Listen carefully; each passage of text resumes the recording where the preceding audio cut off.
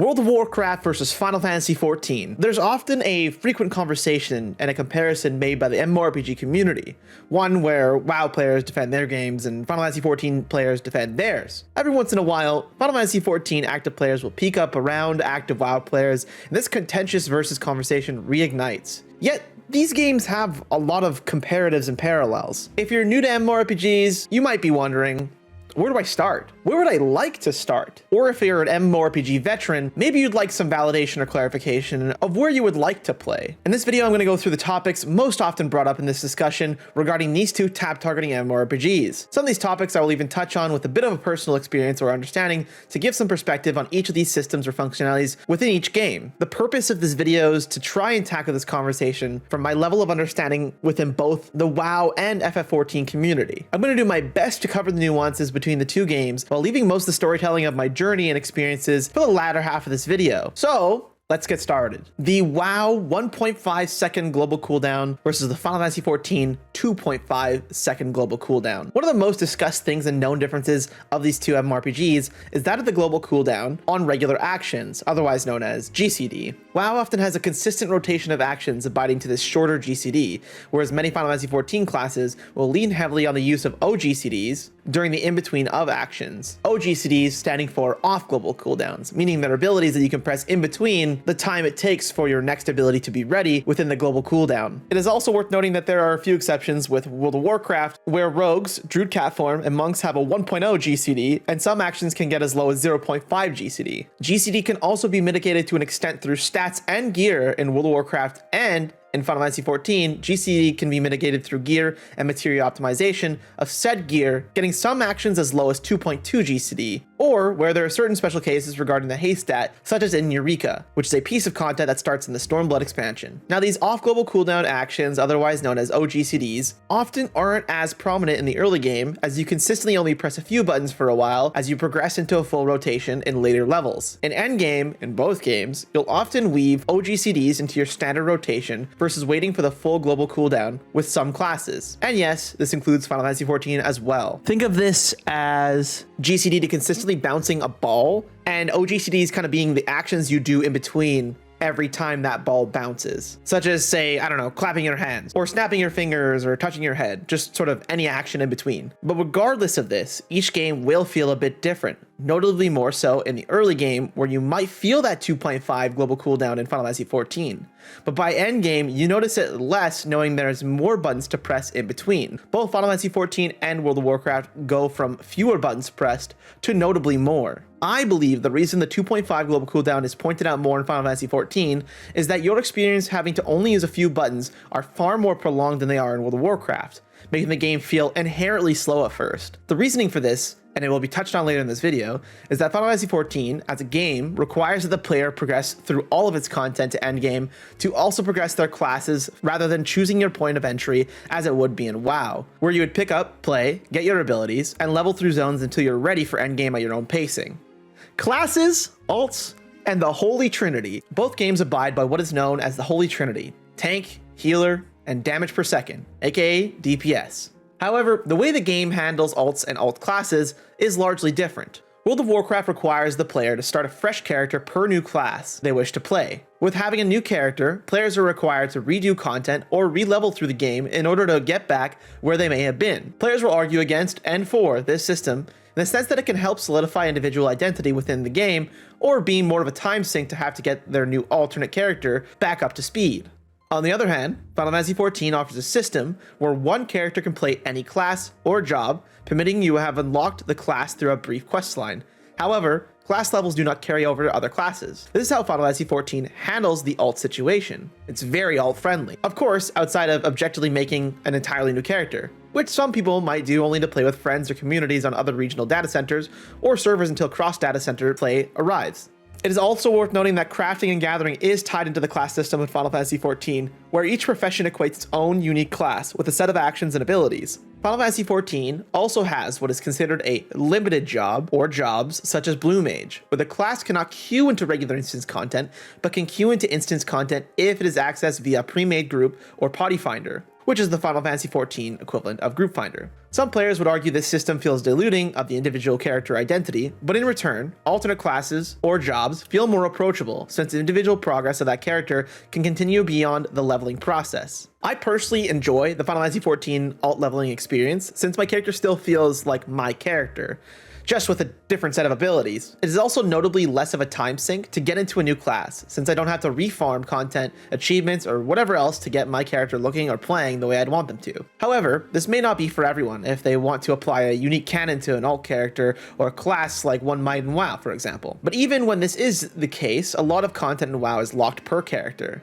This would also be the case if someone objectively made an actual alt in Final Fantasy XIV, but it is by obvious choice that they do so. Crossplay and platform accessibility. World of Warcraft is PC exclusive, but can run okay on a low-spec PC. The game is designed to be as accessible as possible, regardless of the hardware used to play it. Players can also opt to play the game on a controller, specifically the Xbox 360 or Xbox One controller, by enabling the gamepad mode in-game. Further on that, there are add-ons to enhance the game and controller experience if necessary. Final Fantasy XIV is available on PC, PS4, and PS5. The game has crossplay enabled and for the most part runs great across hardware. Players can even plug up a keyboard and mouse to their console and play as if they were playing on PC using a keyboard and mouse. This also includes a select few of MMORPG mice that actually work on console. Likewise, PC players can play using a controller by flipping their input settings in the options menu.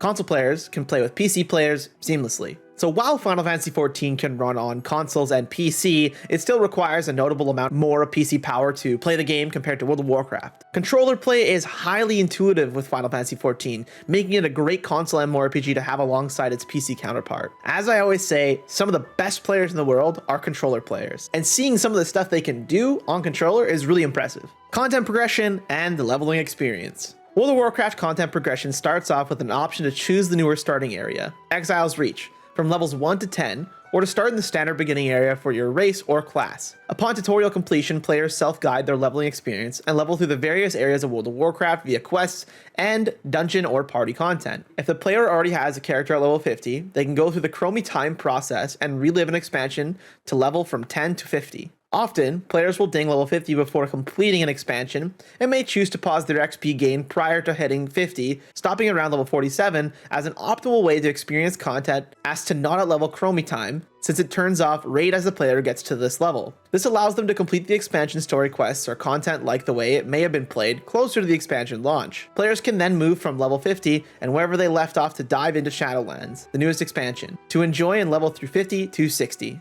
Players can reach Shadowlands in the range of 20 hours of gameplay, but their story or content experience is often their own exploration and can feel as if it ends abruptly to progress to a new zone until they reach Shadowlands. Players could also reach level 60 without touching new Shadowlands content. Final Fantasy XIV content progression is heavily reliant on the main scenario quest, otherwise known as the MSQ. All content is gated behind the MSQ and cannot be expedited or skipped, unless for example you bought a story boost. Dungeons and raids are also heavily gated behind this content, outside of the few optional dungeons players can unlock. Players will also often find that they can quickly outlevel content according to their MSQ, especially if the server they play on has a new character XP bonus. But regardless of the level, players must complete the MSQ to make any progression to endgame, or the latest expansion. Due to the nature of this design, players must complete all expansion story content prior to arriving to Shadowbringers or the most recent expansion available. Each expansion plus the post-game story content per expansion can range anywhere from 30 to 70 hours, depending on the pacing of the individual player. There is a notable divide in this category where WoW can feel very self-guided to get to endgame. However, it can leave new players feeling disjointed or unknowing of the current story or lore that brings the player to this current expansion. Final Fantasy XIV tackles this by requiring that the player gets through all the content that is story relevant, making for a much longer content progression experience. This trade-off ensures players of Final Fantasy XIV have a contextual richness, but not without the journey of many expansions to arrive at the most recent expansion. In this sense, it feels like Final Fantasy XIV heavily leans on its storytelling to get the player through the game, whereas World of Warcraft feels as if it emphasizes the individual player grind of getting to the most recent expansion.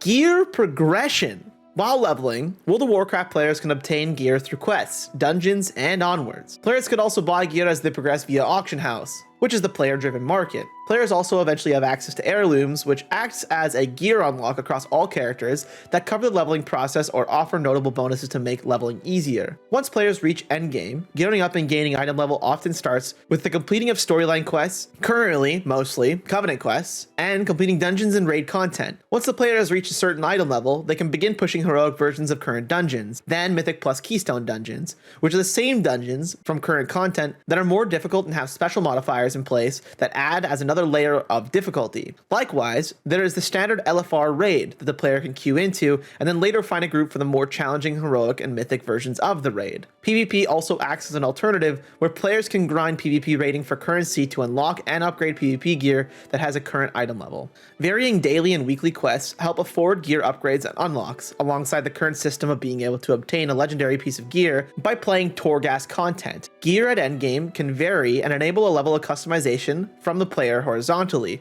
regarding the differences within stats or ability. For example, it is popular to try to have more versatility in PvP, whereas your class might require more haste or something else in PvE content. Therefore, you farm gear that aligns with your stat needs or desires. Trinkets and legendaries can also vary on a case-by-case basis, but there is generally a best-in-slot piece of gear beyond having some customization. Also note that WoW players can obtain weekly loot via the vault for completing endgame tasks from a week prior. This is earned by running more endgame raids, Mythic Plus dungeons, or earning rating in PvP on a weekly basis. Otherwise, loot drops can very much so be left to RNG, and sometimes players might only earn currency when opening chests in raid or Mythic Plus dungeons. Gear acts similar while leveling in Final Fantasy XIV until level 50. Players can obtain gear through quests, dungeons, and onwards, or they can even purchase it from the market board, which again is the player-driven market. Upon hitting level 50, players can also earn gear through post-game content such as dungeons and raids. Final Fantasy XIV also has a currency that is earned through the completion of content after level 50, known as tomestones. These tomestones can be farmed from endgame content such as daily duty roulettes,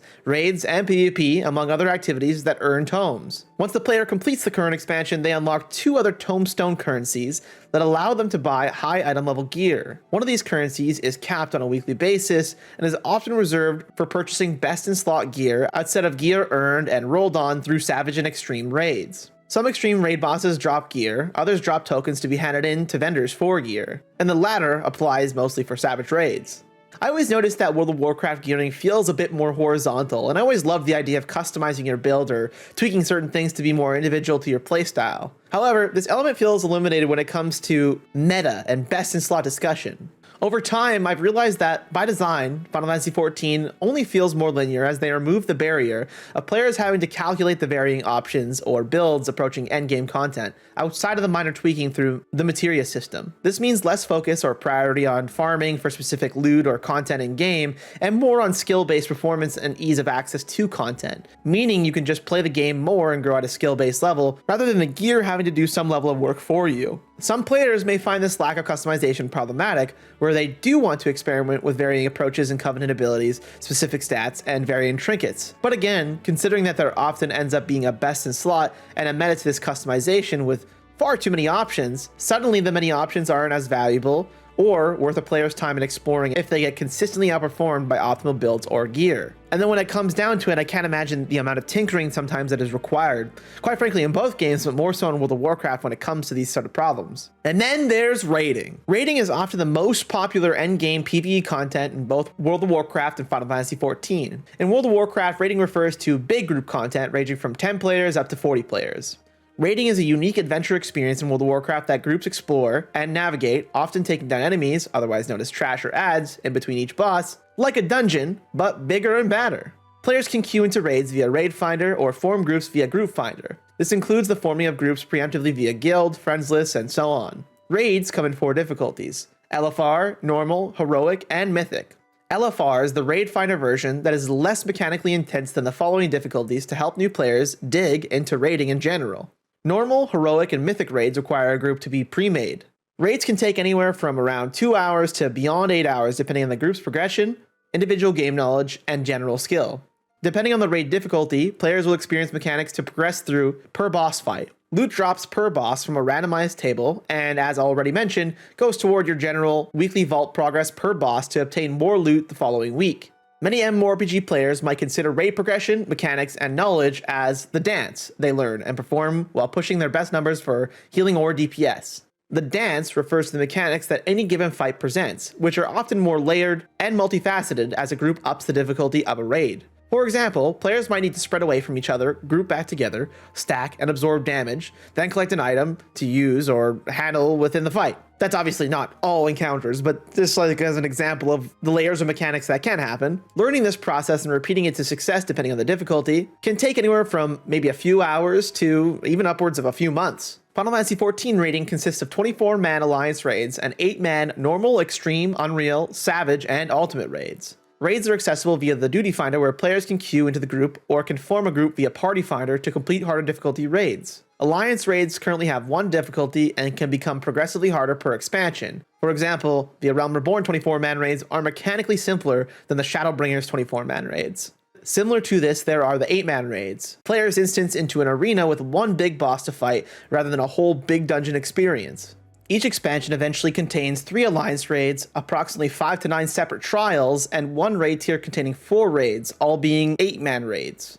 Trials get the extreme treatment where the fight is significantly harder to its normal mode counterpart. These raids commonly require a pre-made group via Party Finder since the fight is highly coordinated along with any other hardcore raid content. Raid tiers get their own Savage iterations, which are also significantly harder to their normal counterparts. These higher end extreme raids often drop weapons or small gear, whereas the Savage raids might drop tokens for gear. Both can be earned into these higher tier pieces of content, and players can spend their tokens on their preferred gear at a vendor. Each lockout per instance in raids is 80 minutes, meaning players get kicked out of the instance after 80 minutes if the group does not clear the fight. This means that they must requeue back into the fight with their group. Lastly, there are Ultimate raids, which are unique 8-man raids that are considered the hardest of raids in Final Fantasy XIV. These raids often require a very organized group to make consistent progress to clear, or what one might call extensive knowledge of, the dance. The flat gear scaling often makes these fights mostly skill-based and knowledge-based. Ultimate raids drop a token to purchase a unique weapon from a vendor that has a relevant item level of its corresponding expansion. I enjoy how WoW crafts the big adventure of an instance raid experience, whereas you only get a small taste of this in Alliance raids in Final Fantasy XIV. And of course later through extended content such as Eureka or Bozja. There's something about exploring raids or finding alternate paths that makes it a really unique experience, in my opinion, especially when it's with a group you enjoy. However, not everyone feels this way, and often people grow tired of having to clear through an instance to arrive at each boss. People often dislike having to fight trash mobs in between fights, therefore, again, Final Fantasy XIV designs around this. By design, it's, instead of fighting trash and hardcore content and making checkpoints, just drop players in the arena with the boss and let them fight. Regardless of your preference, hardcore raiding in both games can get mechanically heavy and more reliant on individual game knowledge and skill. Mastering the dance in endgame content is often required to clear harder content. PvP content. World of Warcraft features a handful of modes for player versus player: War Mode, Battlegrounds, and Arenas. War Mode is the open world PvP mode that created many long-lasting legacies or memories within the WoW community. The name War Mode was only given after Blizzard patched in open world PvP being a toggleable opt-in game option, since some players saw open world PvP as more of a nuisance to their player versus enemy experience. Battlegrounds is a queuable mode featuring 10v10 and upward of 40v40. Some Battlegrounds maps have notably unique objectives. However, it's worth noting that rated Battlegrounds require a pre-made group. Arenas come as 2v2 or 3v3 modes, where players are required to form a group prior to battling other groups. Players can queue in as whichever class they please and can group with varying classes outside of the standard required PvE Holy Trinity composition. The rated versions of these PvP modes can be farmed to obtain PvP currency for relevant item level gear and can be used to grind toward a weekly vault trap for the following week. This means players can grind PvP for viable gear to be used in PvE content, such as raiding. PvP in Final Fantasy XIV is made up of its own modes: the Wolves' Den or the Feast, Frontline, and Rival Wings. Note that the current primary PvP currency is wolf marks, but it is only currently really used to purchase cosmetic gear. The Wolves' Den is a 4v4 arena in which the seasonal ranked mode, known as the Feast, takes place, and it does abide by the Holy Trinity, meaning you'll have 2 DPS, 1 tank, and a healer. This is the only notable ranked PvP mode within Final Fantasy XIV. Players battle in this mode seasonally to earn themselves a special ranked currency known as Wolf Collars that are used to buy exclusive cosmetic gear. If a player places within the top 100 within their respective data center, they can earn exclusive cosmetic armor or mounts relative to that season of the feast. Depending on the time of the season, players can solo queue or queue with a preformed PvP team. Frontline PvP is an objective-based battleground consisting of 3 teams upwards of 24 players, meaning 24 v 24 v 24, and sometimes a little less. The 4 available battleground modes revolve around capturing bases or points, performing objectives, or taking out timed enemy spawns while combating with other teams for points. Players can also earn and stack a battle high buff per round, which progressively increases stats with kill streaks or assists. If the player dies, their battle high reduces. And lastly, there is Rival Wings. The game type plays like a mini MOBA styled game such as League of Legends, with players upwards of 24 versus 24. Players start within their respective bases and fight through top and bottom lane to destroy enemy bases and towers, with the middle of the arena featuring a time scenario of a supply arrival. Players can then spend resources to take control of one of 3 mechs with varying abilities to push onward into the enemy base. Players earn rewards, mostly in exclusive cosmetic mounts, through frontline and rival wings via achievement completion, which is often wins based within big battle PvP. Otherwise, players can also earn a small amount of tombstones, or endgame currency, by simply playing any of these modes. This includes the most common single daily PvP roulette, where players can earn a nice amount of tombstones for playing a frontline round of PvP. As mentioned earlier, these tomes are an endgame currency that can be exchanged for current high-level PvE item-level gear. PvP in Final Fantasy XIV has gone through many iterations and has arrived at a more concentrated set of buttons to use exclusively within PvP. In current player versus player, players only have access to a smaller ability kit and rotation to make PvP more approachable for anyone wanting to PvP from level 30 and onwards. Players can earn experience for participating in player versus player, as goes for the majority of content in Final Fantasy XIV. However, it is very much so a different experience from how PvE functions. I always liked how WoW PvP feels like an integral part of the game, and I believe there's a stat out there that claims that there are as many PvP players playing arenas as there are going through heroic and mythic PvE content at any given time. The problem WoW PvP encounters right now is that there's no solo queue or ability to easily hop on and enjoy a few rounds. It's very hard if you don't have a set group of people to play with. Some players might be left in Group Finder for hours at a time and sometimes met with poor results or players leaving eventually. Also, since PvP isn't flat and includes gear advantage and item level, oftentimes players get stuck within their ranked rating based on their gear. This also leads to a lot of tweaking having to be made within PvP meta to ensure players enjoy a balanced experience. But this unto itself is a large task that Blizzard can't always dig into and waiting to apply bigger fixes through new patches. Yet, all of it is part of the player growth experience if a player chooses to gear and gain item level through PvP, which is really cool actually. As for FF14 PvP, I can't remember where the quote comes from, but someone described Final Fantasy XIV PvP as feeling like an island, whereas PvE content is very much so the mainland. PvP largely feels like an extended piece of content to enjoy here within the theme park that is Final Fantasy XIV, and due to netcode can sometimes lead to unexpected results occasionally in telegraphing and positioning abilities. You'll find that once again it is designed to create a more accessible experience for players and does away with the major amount of tinkering required when involving actual player progression. This can lead to it feeling more skills-based, especially when ranked play refreshes with the new season, but it is notably a piece of content with less emphasis than WoW has within its PvP. There's also currently a daily PvP roulette, call it a daily task, which encourages players to clear PvP once a day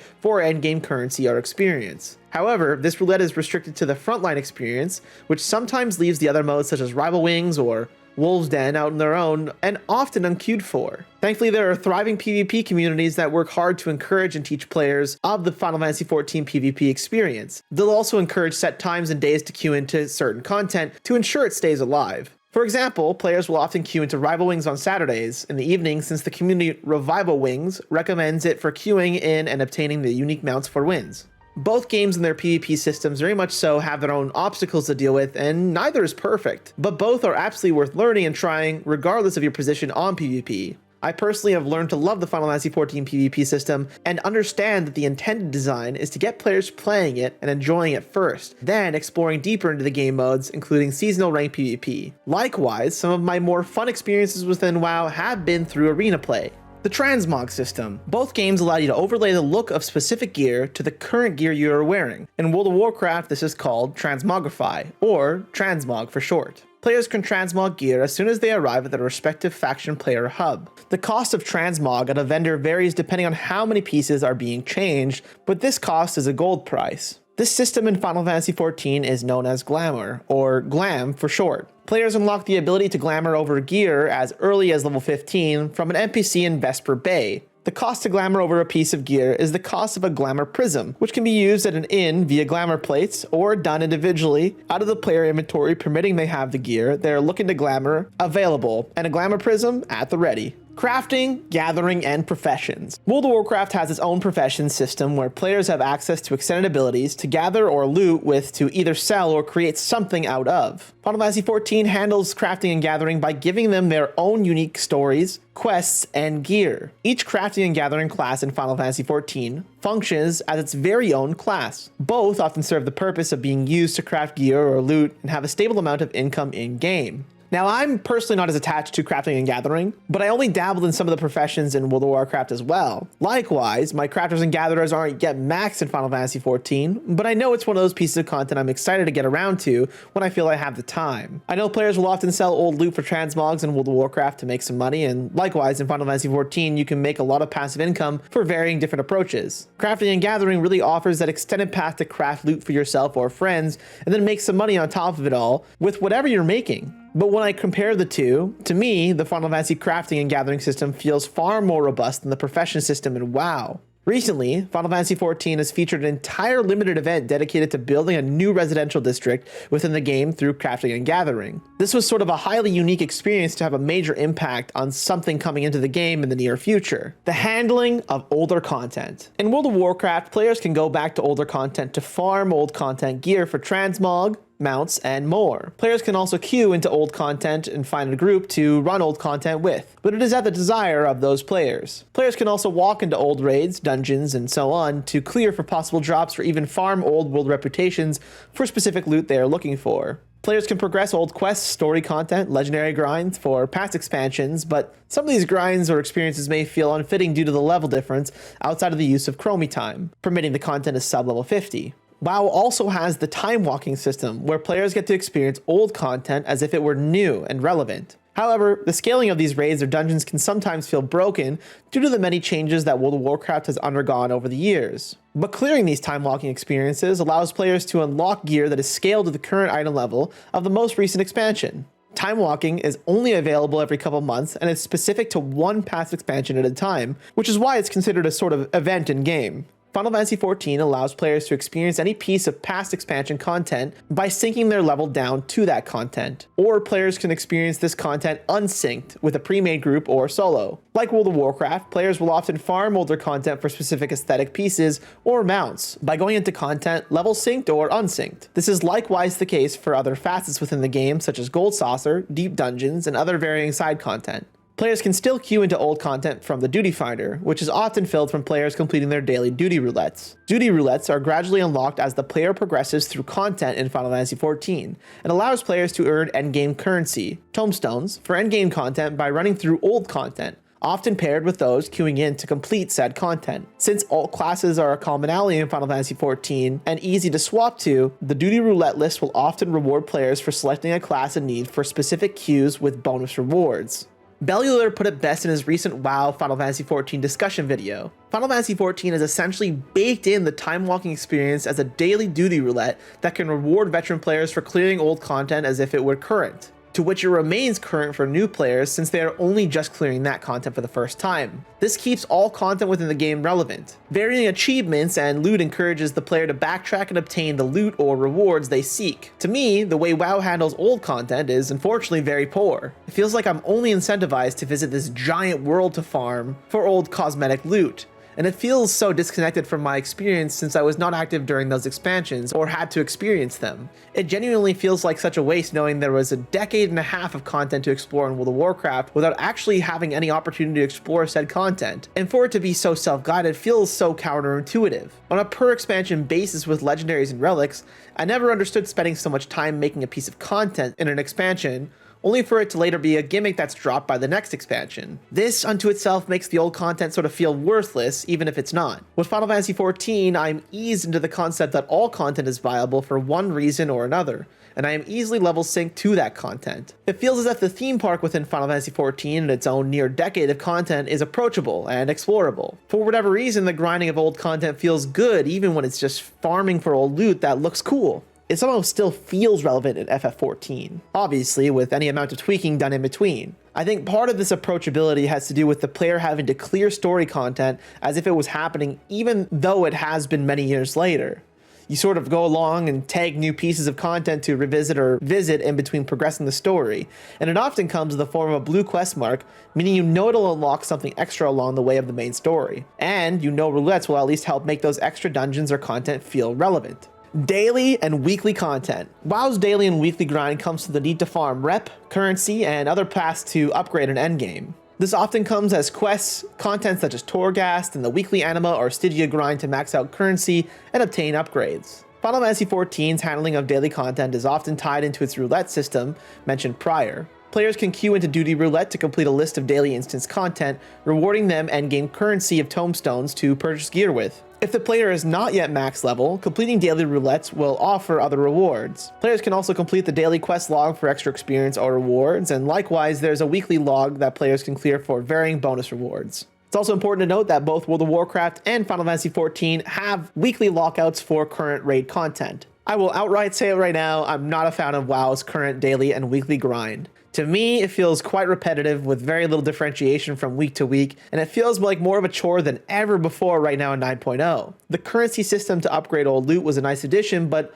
all around the daily or weekly anima, Soul Ash, Stygia, Renown, if you haven't capped it, just does not appeal to me. Final Fantasy XIV tackles this by allowing me to have a variation of daily content I play within daily roulettes, since it is truly a roulette of old content, and allowing me to choose how I'd like to cap my end game currency each week. I will say that roulettes can feel a bit tiring at times, most notably the MSQ roulette. However, I know it's entirely on me if I choose to do that each day or not for experience or endgame currency, considering there are so many ways to level or cap tomestones each day and week. For the uninitiated, MSQ roulette is made up of the last two main game dungeons. Both these instances have unskippable cutscenes, so new players can enjoy the finale of A Realm Reborn. But it's often lost regardless due to the fact that players find ways to rush through it anyways. But as a comparative to WoW, I don't mind the roulette and weekly Final Fantasy XIV experience. Art direction and style. World of Warcraft very much so has its own contained, unique, classic North American signature aesthetic that was crafted by Blizzard. For me personally, it can feel a bit more on the cartoony side with an emphasis to be more aligned with a comic book that is sometimes goofy rather than being more realistic. Final Fantasy XIV leads towards a more graphically realistic experience, combined with the elements that make up a modern JRPG. Being that it is a Final Fantasy experience, the game may feel it leans more toward an anime and manga style of direction. This does not mean the game is inherently anime, but adopts a lot of Japanese RPG game traits. Let's talk about this, okay? This one is often thrown around. Final Fantasy XIV often gets the title of an anime game, or even worse, the title of a weeb game. While it is anime inspired to some extent within certain facets, it's not inherently anime because it comes from Japan. Calling Final Fantasy XIV a weeb game is like calling World of Warcraft a neckbeard game, which also isn't entirely true. Both are really awful generalizations. Both WoW and Final Fantasy XIV feature a very unique experience in terms of artistic direction and aesthetic. By slapping the generalized label on each game, you're lessening the unique art direction of each game. Also note that both games have progressed over the years in terms of direction and aesthetics. Both Shadowbringers and Shadowlands have done more to mature the look and feel of their respective expansions, both containing an outstanding vibrancy to an overall darker experience. In the end, if it's World of Warcraft or Final Fantasy XIV, if you think the world looks cool, you should try it. Go beyond whatever dumb label is given to a game and just experience it. If you're worried about feeling like a weeb playing Final Fantasy XIV, remember that if you're anything like me, you probably enjoyed shows like Digimon, Pokemon, Dragon Ball, Gundam, and so on. That's anime, and someone would likely consider it weeb media, but they were awesome growing up, so who f***ing cares? If it feels cool to you and looks good,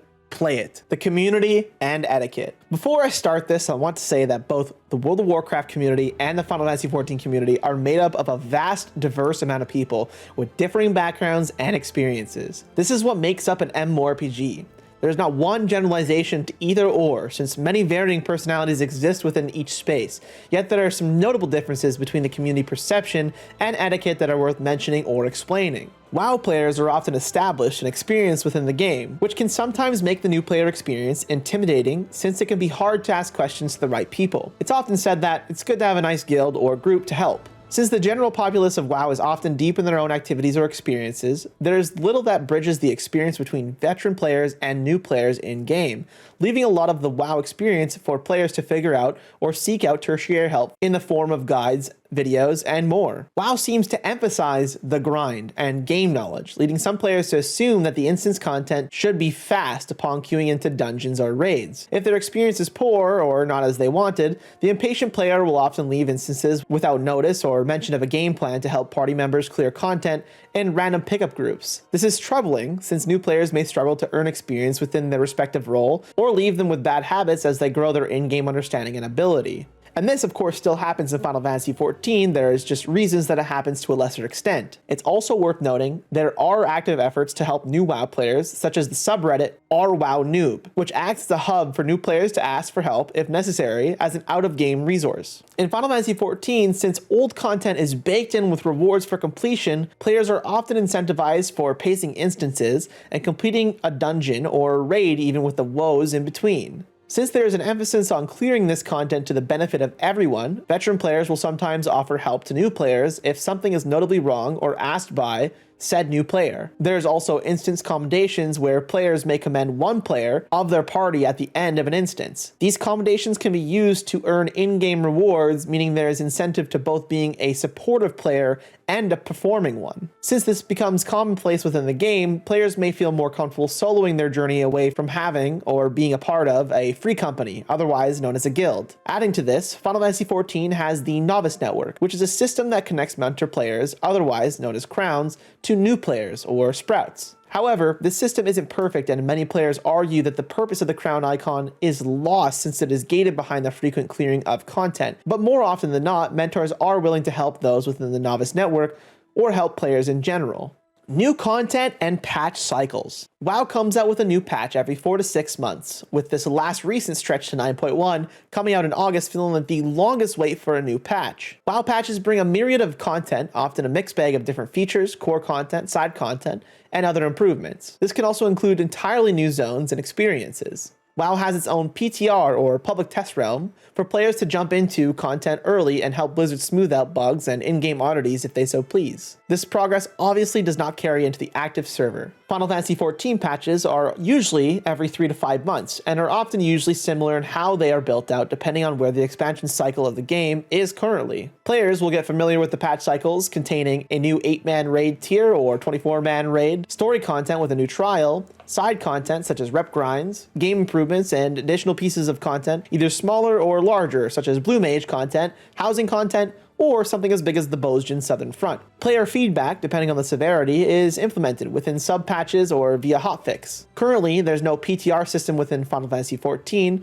but they do give a brief preview to players via what's called a live letter prior to the patch coming out, which details the patch notes from the developers. The Themepark. When referring to the Themepark of an MMORPG, it often means the many different things that you can do in that game. WoW's side content seems to mostly consist of pet battles, exploring older story content or quests, farming old content for loot or mounts, farming for old legendary equipment, achievement hunting, professions, and currently pushing levels in Torghast. Final Fantasy XIV's side content and Themepark features player or free company housing, farming old content for loot or mounts, minion farming, farming for old relic weapons, achievement hunting, crafting and gathering classes, leveling alt jobs, deep dungeon crawls via Palace of the Dead or Heaven on High, larger unique instance content such as Eureka, Bosja, leveling NPCs via the Trust system, Gold Saucer minigames, Triple Triad, Lord of Verminion, Mahjong, Chocobo racing, limited jobs grinding such as Blue Mage, hunts and Fate Hunt farming, and free company airship development and map farming. I'm sure in that list of stuff from both games, I probably have missed something, but that sort of is what I remember and sort of the general things that you can look forward to in the theme park of each game. This amount of things to do is incredible in a game like Final Fantasy XIV. As Bellular quoted Asmongold in his video,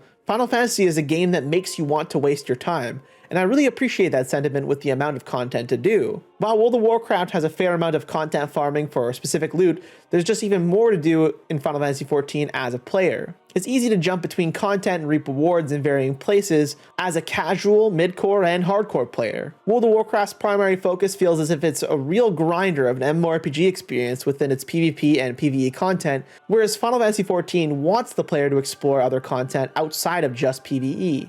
I have a genuine wish that Final Fantasy XIV had some sort of, Mythic Dungeon Plus, for example, the way that WoW does as its core content. But that's just one thing I think WoW does really well outside of, balancing certain affixes for Mythic Plus. Role-playing! If this is your style of content, you're in luck. Both World of Warcraft and Final Fantasy XIV feature a healthy roleplay and social community if that is what a player desires. Moonguard is your go-to within the World of Warcraft, whereas Final Fantasy XIV roleplay mostly happens on servers such as Balmung or Mateus in the North American data centers. Now, roleplay isn't my style of content at all, but I felt it necessary to make mention of this since a lot of MMORPG players do enjoy the roleplay experience, or at least try to go and socialize around that roleplay experience. This experience can also be magnified in Final Fantasy XIV since player housing enables players to create their own sort of social experiences through housing personalization. The non-problem problem of WoW players versus Final Fantasy XIV players. While the attitude and interaction with WoW players are notably different from that of Final Fantasy XIV players, neither community can be generalized by a specific term since, like I said before, there are so many different people playing within each game, whereas Final Fantasy XIV players, circling back to our note on artistic style, are notably blanketed as being weeb or anime or whatever else, where some jump to assuming a label per each game's player base. Then, labels are applied to specific sub-communities within the game where many players might refer to hardcore players or notable personalities as being toxic. Sure, there are assholes everywhere, just like real life, but not everyone that is a hardcore raider is an asshole. Likewise, not every casual or mid-core player is toxic, and not everyone you might consider to be toxic is genuinely toxic. MMORPGs are massive, and people forget this all the time. People will behave as people,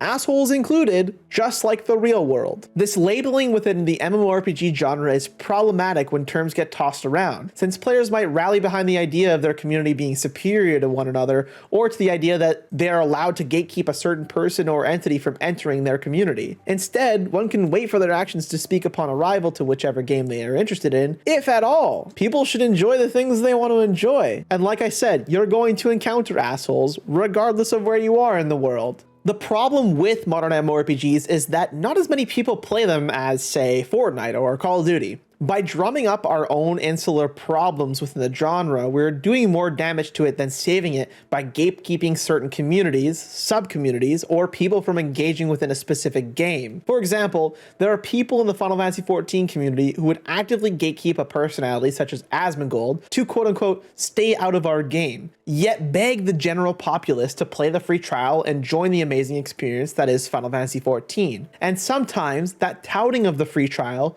unto itself could be very overbearing for new players in general. If your immediate attitude following this is, well, fuck them, we don't want them here anyways, then that is equally as problematic. There's an odd double standard here that should not be supported. Say Asmon chose to play Final Fantasy XIV. Imagine how many other people might then explore Final Fantasy XIV. In the same vein, there have been occurrences where people within the WoW community gatekeep their own community. It can hurt the genuine growth of players in the game or scare new players away. Long term, this could lead to a symptom such as Blizzard only designing around endgame players, since new players might be dissuaded along the way of exploring what WoW is, a vast and special MMORPG experience. I personally think that the Final Fantasy XIV fandom can be more welcoming to the game without being unintentionally overbearing in their excitement to share the experience of what they would consider their favorite MMORPG. Likewise, WoW players could also be more welcoming to newcomers and those interested in diving into its world where possible. These people do exist, and I know I'm making a broader generalization here, but it's important to the genre that we uplift and help people where possible, especially if we're to attract more interest to the games we love. Likewise, I can promise you some of your favorite Final Fantasy XIV personalities are enjoying or have enjoyed World of Warcraft in some iteration,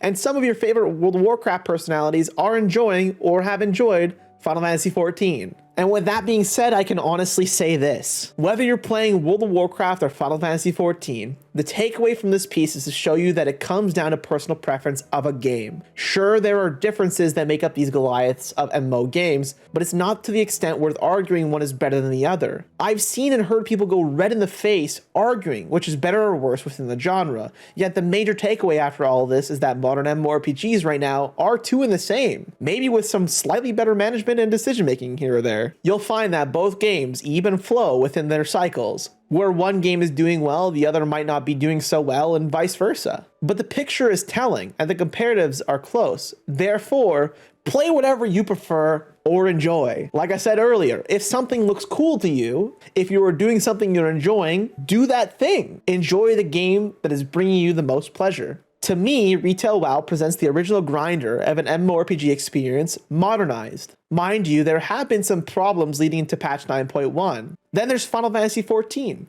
one of the greatest JRPG Final Fantasy stories as an MMORPG that acts as a tribute to a legendary video game franchise. Between these two modern MMORPGs, there are even more options within the genre, such as RuneScape, Elder Scrolls Online, Star Wars The Old Republic, Guild Wars 2, maybe even Destiny 2, and New World and many other MMORPG alternatives. It doesn't matter where you play at the end of the day, as long as you're enjoying your experience. While I agree that competition within the genre helps developers assess their actions with those highs and lows as a comparative, in the end it's important that modern MMORPG players realize it's okay to have fun wherever you are. And it's okay to not have fun because you have other options to explore that might be same but different. Final Fantasy XIV players should remember that some of their favorite players come from a WoW background, and remember that Yoshi P built Final Fantasy XIV in the image of what was good about World of Warcraft, and then some. Remember that the Final Fantasy XIV Twitter account congratulated World of Warcraft on the Shadowlands launch,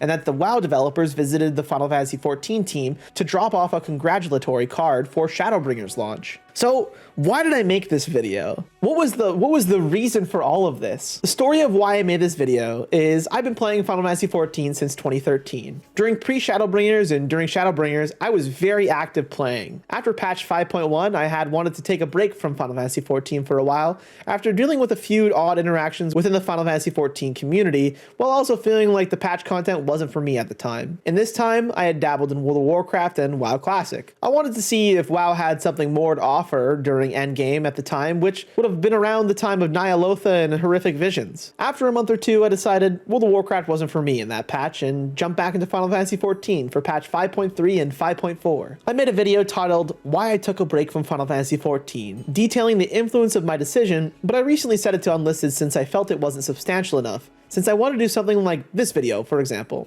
I was really enjoying the new Bozja content, and I had plans for further Final Fantasy XIV content, and was really excited for the upcoming online FanFest experience. Now, this is the mildly funny and mildly disturbing part. I came across some really intense erotic roleplay content. The details of this content aren't important, but it wasn't good for me to see at the time. I'll be 100% clear here. I don't care what you do in game. If you erotic roleplay, otherwise known as ERP, that is your prerogative. That's fine by me, and it genuinely should not have affected me in such a way. But it did. I started thinking about my Final Fantasy XIV experience compared to what I had seen. Is this what players do away from raid content? I don't want to do that. I'm not interested in that kind of stuff. Maybe Final Fantasy XIV isn't for me. Then I thought further about how, unless I was raiding, I didn't really feel validated in the content I wanted to play, like PvP. I always enjoyed PvP in Final Fantasy XIV, but at the time I felt like it was a waste to invest time into learning it, feeling as if it was, like I described earlier, being half-baked. So I thought about the WoW experience. If I want to PvP, then I can at least get rewarded with actual gear that's not just cosmetic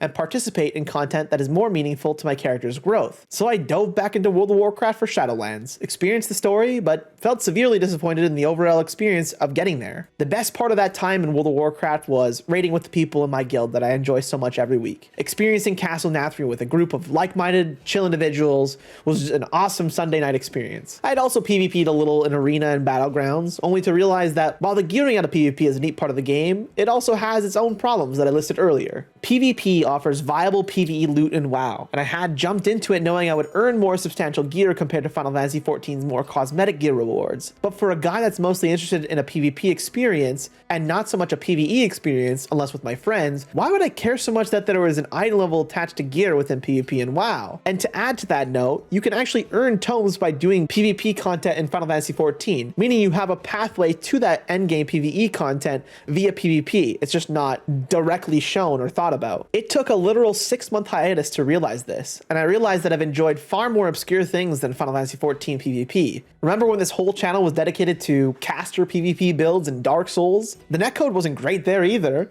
and that style of content was notably niche. So why would I care what Final Fantasy XIV PvP is objectively in that sense if I was enjoying it anyways? There's still plenty of rewards to be farmed and had. Maybe I can hop back in and pursue those achievements. achievements. Maybe I can do some ranked arenas. As I mentioned on Twitter, I'm also pretty inspired by the communities like the Super Smash Bros. Melee community or the smaller dedicated Guns the Duel community that just won't let that game ever die. Final Fantasy XIV PvP is not nearly to that extent, but there are parallels of people just enjoying the games they enjoy unabashedly. I could do the same with the games and content I enjoy. That being said, Final Fantasy XIV PvE content felt as approachable as my WoW Guild made raiding content for me as well. Having a great group in both games really helps approach more hardcore content. It's just a matter of how you would like to engage that content. Circling back to the erotic roleplay side of things, look, I know definitively that that is not every player. And again, if you're into that stuff, that's fine. It is some players' niche, and that's cool that they can even have those experiences if they so choose. And just to set the record, I know that WoW has this too. In fact, I'm gonna search it up right now. World of Warcraft erotic. Wow.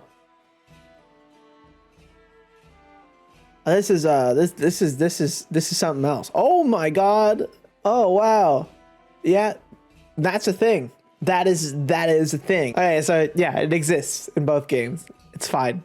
And this brings me back full circle to Final Fantasy XIV. I enjoy my time in WoW, but I tend to go back and forth occasionally to check in on my lovely guildies in one space or another. I enjoy MMORPGs, and I recognize modern MMORPGs are as they are now. Sometimes content gets dry, sometimes patches break the game, sometimes your experience with other people turn you off from being around, sometimes you overthink why you bother sinking more time into a game, sometimes you think if other MMORPGs are better elsewhere and try new things and realize it's pretty comparable, and that is okay. Developers like Yoshi P recognize this sentiment and actively recommends players take breaks to enjoy other games if they're bored of the current content, and that's okay. Maybe stepping away from our favorite MMORPGs helps ground us in why we enjoy that game so frequently. At the end of the day, we're all MMORPG players. We love this genre. We enjoy the company we've kept both past and present, and that is okay. The genre has changed, but so have the players, and the state of video games that includes, but is not limited to, the content-driven meta mentality that so many other games foster. There can sometimes feel like so much nuance, too much even sometimes. And sometimes it's okay just to enjoy the game that feels like home, no matter the other places you visit. We have attachments to things we enjoy. If you grew up playing World of Warcraft, you likely have great memories of your experience enjoying the game, and therefore it feels like a comfortable place to be. For me, Final Fantasy XIV is always home. I played it since relaunch and went through varying insane life changes in the time I played it, and it had a major impact in some of those notable changes in my life. I also genuinely love the Final Fantasy series and always have. And you can do that too. You can enjoy Final Fantasy and World of Warcraft at the same time. Just because you enjoy one as a series doesn't mean you can't enjoy the other. I can play Warcraft 3 and also enjoy Final Fantasy Tactics A2 or something, right? There's no problems there, so why do we make it a big deal? And lastly, I highly recommend you check out this video from Bellular that I've mentioned a few times throughout this video called No King Rules Forever, regarding WoW versus Final Fantasy XIV for more perspective. He comes at the WoW Final Fantasy XIV discussion from the perspective of a far more active WoW player, now dabbling in Final Fantasy XIV, and can offer some perspective on the current situation moving into 9.1 in World of Warcraft. If you're watching this video beyond 9.1 in World of Warcraft, well, I hope things have gotten better and that Blizzard has heard your community feedback. So play World of Warcraft. Play Final Fantasy XIV. Your opinion is valid and you're allowed to enjoy the things that make your monkey brain feel nice things. Enjoy what you enjoy unabashedly, and that's all right. My name is Goblins, and if you've enjoyed this video, please consider subscribing here on YouTube or supporting my work on Patreon. You can also find me streaming here on YouTube or twitch.tv/goblins. I multi-stream to both platforms, so you don't have to go very far if you're subscribed, thankfully. Or you can follow me on Twitch if that's more so your preference. So thank you so much for watching. I will see you out there in the vast world of MMORPGs, in World of Warcraft, Final Fantasy XIV, or old school frickin' RuneScape, brother. Hell yeah!